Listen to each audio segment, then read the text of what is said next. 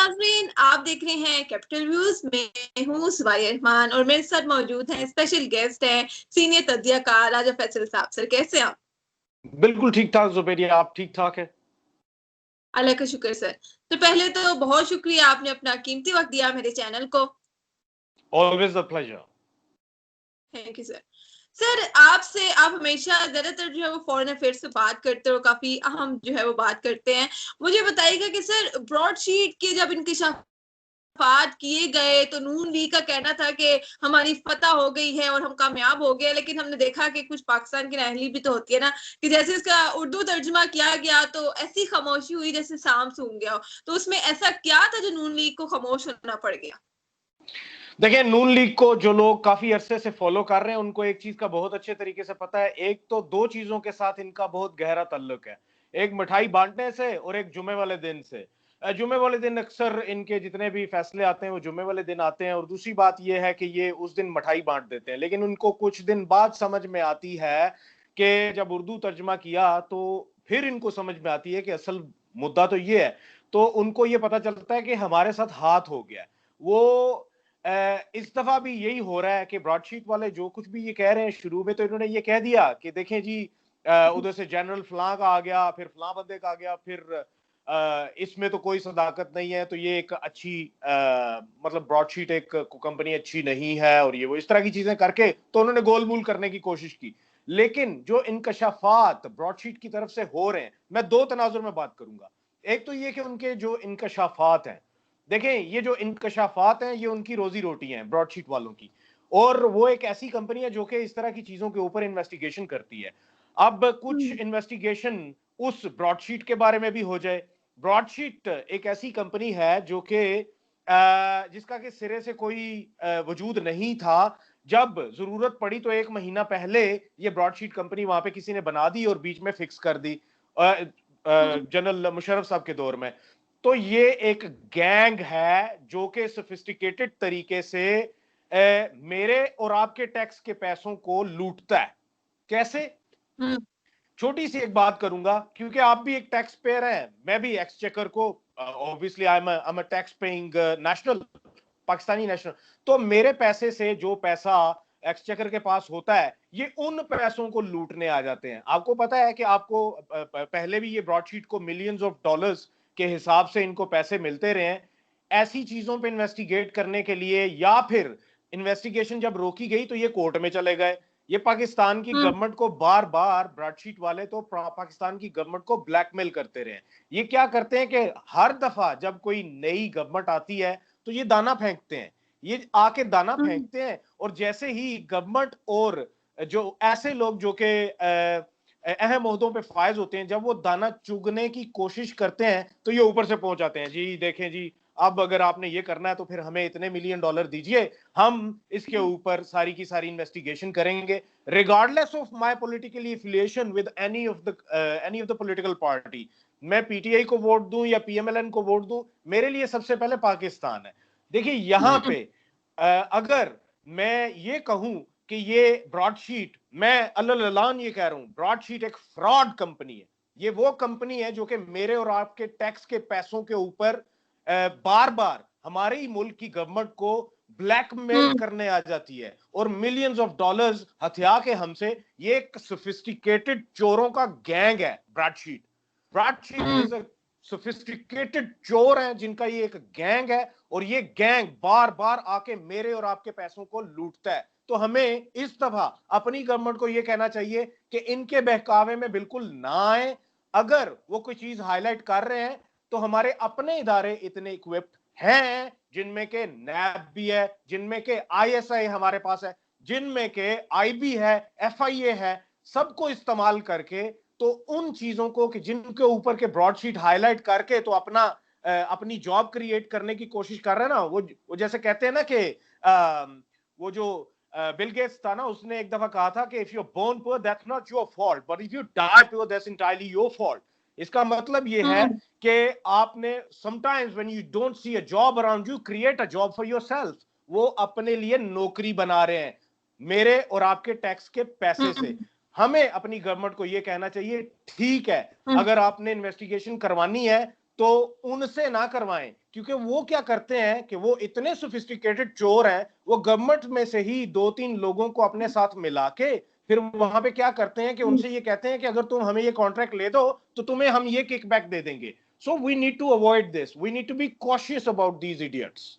और जहां तक बात है नून लीग की, तो नून लीग के बारे में वो जो चीजें कह रहे हैं और पीपल्स पार्टी के बारे में जो चीजें वो कह रहे हैं, इवन के एक जगह तो उन्होंने उनको अली बाबा 40 चोर का नाम भी दे दिया जरदारी साहब को, क्योंकि राजा साहब और साथ में रहमान मलिक साहब जब वो वहां पे जाते हैं और उनसे जो गुफ्तगू करते हैं और केस क्लोज करने की, एक छोटा सा इदारा जो कि फेक इदारा बना हुआ है उधर, एक कंपनी बना के, इन्वेस्टिगेटिव कंपनी बना के, वो एक मुल्क को, मेरे और आपके मुल्क को, जहां पे कि मेरे और आप जैसे इतने जहीन लोग पाए जाते हैं, अपने आप को चले मैं छोड़ देता हूं, आप जैसे इतने जहीन लोग पाए जाते हैं, उस मुल्क के टैक्स पेयर को ये इतना चूना लगा रहे हैं, हर दफा लगाते आ रहे हैं। इस दफा हमने ये नहीं होने देना, हमारे अपने इदारे इसके ऊपर इन्वेस्टिगेट करेंगे।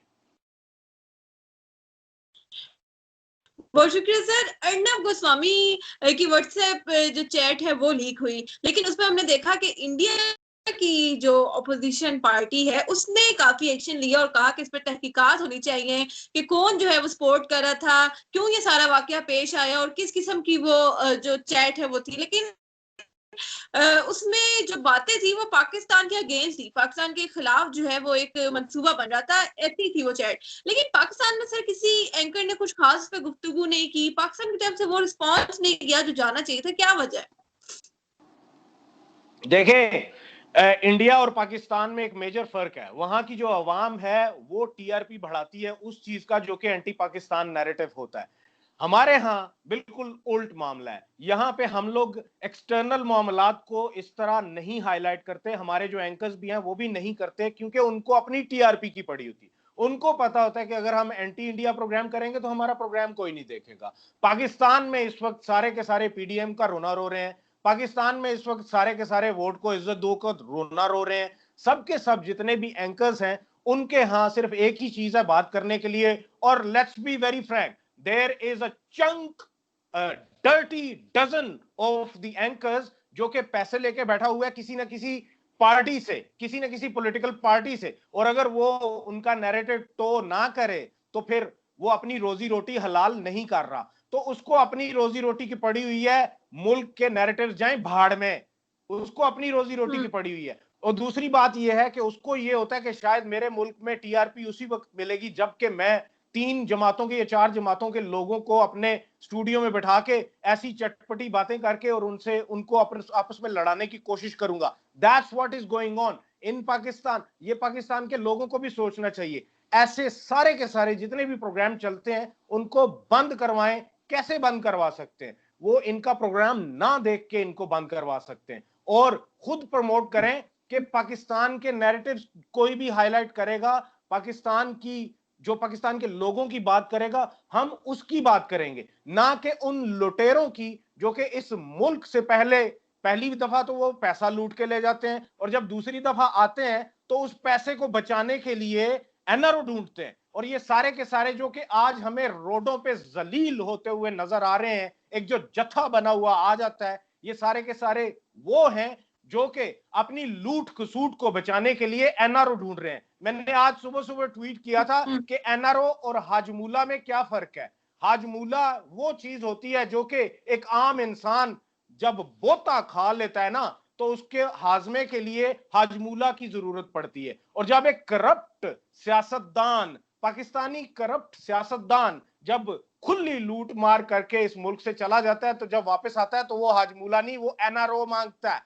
ये एनआरओ है और ये इनका सारे का सारा एनआरओ। जहां तक बात है अर्नब गोस्वामी की, पिछले दिनों भी आपको याद होगा कि 4 महीने पहले भी उनके ऊपर एक केस खुला जिसमें के एक माँ और एक उसका बेटा दोनों एक कंपनी चलाते थे, वो सुसाइड कर गए थे आज से 2 साल पहले, वो केस चल रहा था उनके ऊपर। देखिए 2 चीजें हैं, इनके ऊपर जो भी केस बन रहा है ना वो मुंबई से बन रहा है। महाराष्ट्र की जो गवर्नमेंट है वो इस वक्त एसएस के पास है, शिवसेना के पास। शिवसेना के जो वो पवार साहब हैं वो सीएम है उधर के, और सीएम वो एंटी मोदी हैं, वो एंटी बीजेपी हैं। और ये जो हैं अर्नब गोस्वामी, ये बेसिकली बीजेपी के हक में है और शिवसेना के खिलाफ हैं। तो वो शिवसेना के खिलाफ बोलते हैं और आपको हाई कोर्ट में वहां से तो केस इन होता हुआ नजर आता है हर दफा, जैसे कि पिछली दफा हुआ हाई कोर्ट में से उन्होंने कहा जी कि सजा दो, इसे सजा दे दी, ठीक है। जैसे ही दिल्ली पहुंचता है इनके सुप्रीम कोर्ट में, तो वहां पे आके ये बरी हो जाता है। इस दफा भी यही होगा, इस दफा भी मुंबई में से ये होगा जी कि इसको बुक करो, बुक किया, फिर दिल्ली में आए और इसको छोड़ दिया। देखिए दूसरी बात यह है कि being a journalist, you are a journalist, I am a journalist, we very well know कि अगर हमारे किसी के साथ ताल्लुकात हैं इदारों में, अगर हमें किसी के साथ ताल्लुकात है और किसी के साथ पॉलिटिशियंस में ताल्लुकात है, तो वो हमारी जरूरत है। बीइंग अ जर्नलिस्ट ये हमारी जरूरत है, हमें इस चीज की जरूरत है ताकि हमें सबसे पहले खबर मिल जाया करे। अर्नब ने भी यही किया है। अर्नब की भी अगर किसी के साथ कुछ चैट है तो वो इसी मौजू पे है, और अगर वो पाकिस्तान के खिलाफ बातें कर रहा है तो वो एक नेशनलिस्ट है। I appreciate him for that. वो अपने लोगों के लिए कर रहा है। ये तो हमारे एंकर्स है ना जो कि नहीं कर रहे, ये जो हमारे एंकर्स है ना जो कि अपने मुल्क के खिलाफ बिके हुए हैं। मैं तो उसको, अर्नब को इस पे 10 आउट ऑफ 10 देता हूं कि वो अपने मुल्क के साथ तो लॉयल है ना। बेशक मेरे मुल्क के खिलाफ है, लेकिन वो अपने मुल्क के साथ लॉयल है। हमें उससे सीखना चाहिए। That's what I would say about it. बहुत शुक्रिया आजिम फैसल साहब, काफी अहम गुफ्तगू की आज आपने, और बड़ा मजा आया आपसे जो है वो आज बातचीत करके। इंशाल्लाह आपसे दोबारा रब्ता करूंगी। अपना ख्याल रखिएगा। अल्लाह हाफिज।